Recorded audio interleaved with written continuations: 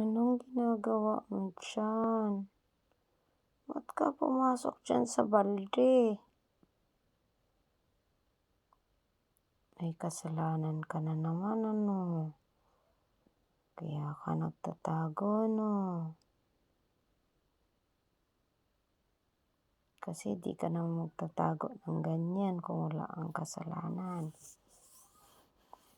Ano na naman ginawa mo?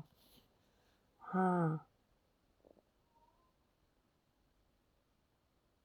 May ginawa ka na naman ano? Halika dito. Halika dali. Ayaw umalis. Ano na naman ang ginawa mo? Alam ko may ginawa ka na naman eh. Kaya ganyan. Tatago ka na naman. Talaga ikaw, di ka na natuto talaga.